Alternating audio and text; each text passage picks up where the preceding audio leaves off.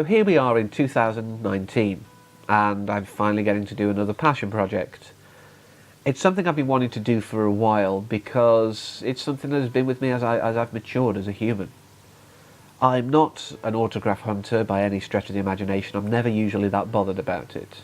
But you may have noticed in the past few weeks there's a picture up there of Alison Hannigan, a signed picture, because she's been a part of my life growing up. You know, and rewatching it, I've appreciated how she's kind of developed as an actress throughout the series, and obviously on into other projects as well, like How I Met Your Mother.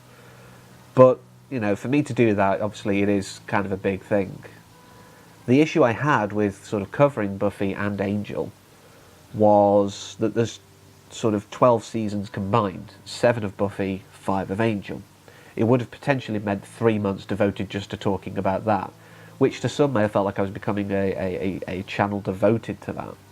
And I don't want that. Also, I wouldn't be able to kind of go, oh, here's the thing that I really want to talk about right now. There's something that's come out, say, in the cinema. I need to do a review of it straight away because it's great and I think people should see it. I wouldn't be able to do that. So I suddenly had the realisation that there's 12 months in a year. 12 seasons, 12 months, 1 a month. So near the start of the month there will be a season overview for, you know, whatever it is, Buffy or Angel. When Angel starts it will be like one of one, one of the other, until the end. And then if the season has some particular standout episodes, so season 6 of Buffy definitely, there will be a follow-up video maybe a couple of weeks down the line to sort of highlight some of the better episodes and some of the ones that really kind of had an impact.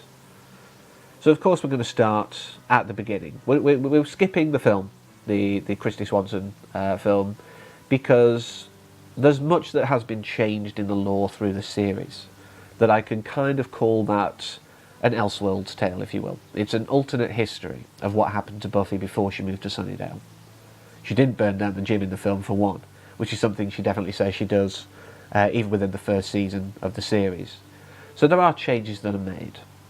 But the introduction, the first sort of two-parter, Welcome to the Hellmouth and the Harvest, was a great way to introduce it, and I think a two-parter was the right way to go as well. Things did not feel rushed.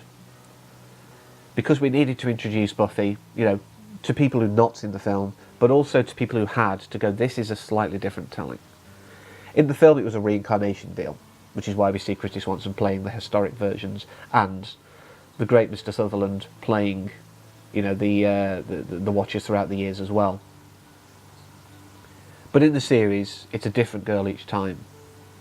And for some reason they drop the ball with Buffy. We learn in later seasons that they keep tabs on the potentials, the people who could be Slayers, and try to get to them and train them.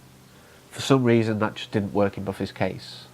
I'm guessing that's just like a thing that they thought of afterwards, though, if I'm going to peek behind the curtain a little. Like, oh, that's a good idea. Oh, wait, what about Buffy? Oh, well, say she just slipped through the net. Kind of hand wave it away. But, you know, she slipped through the net somehow, so obviously didn't have the years of training she really had to learn on the job. Which isn't the best way, but it's why she's so unique as a Slayer. This is why she's a very interesting character for us to watch.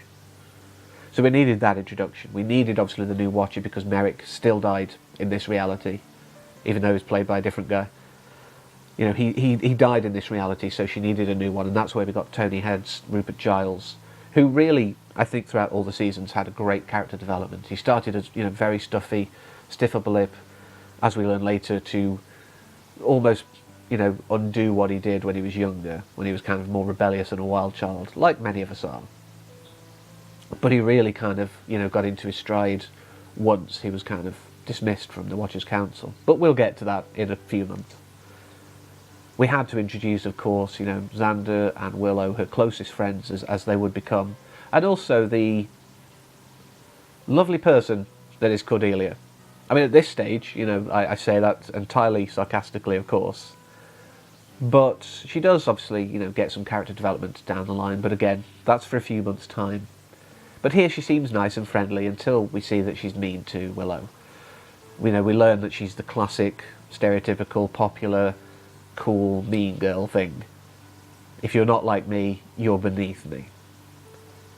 And, you know, all these characters needed that setup. We needed to know who the big bad was in The Master, played brilliantly by Mark Metcalf. You know, the fact that he's trapped in some sort of, like, dimensional bubble under a church, a religious symbol, thing that vampires really don't like, in a big kind of ow it burns way. The irony is not lost on him. He even says it later in the season. We needed that introduction. We needed Angel's introduction. We maybe didn't realise at the time, but we needed Darla's introduction, of course, as well, because she would come very much into play much later into Angel's life. So we needed all this setup, and we needed, obviously, an interesting narrative to give this setup. There's no point just going, here's all these characters, join us next week. No one would. Your opening has to be a story that stands on its own merits as well. You have to remember that these people have lived these lives up to this point before you've even started, looking at it yourself. That's how you have to see characters. They've had lives before this. So, to them, they don't need to be introduced constantly. The idea of someone moving is a great way to do that, though. It's like, well, she's meeting Xander and Willow and everyone for the first time. But they're not meeting each other for the first time. They grew up together. So it's a great way of doing it. But this first season, obviously it was a sort of mid-season thing. It was a fill-in. It was only, a shorter, like half-season thing, just as a test if it would work. And obviously, as much as anything, it's a sign of its times as well. The production values aren't quite what we'd expect now. Not even quite what came later, even in the entire series. But there was something about it. There was little to nothing on TV that was that similar at the time. For some, maybe it was. They started watching it because, well, it's a topic I enjoy. So I've got to get my fix somehow. And, to some of us, that was enough to keep us going and say, okay, let's see what happens with this. There were some interesting episodes. The whole sort of Invisible Girl thing was a great idea. The idea that she's not alone in this. And, that the government are actually training them as perfect assassins.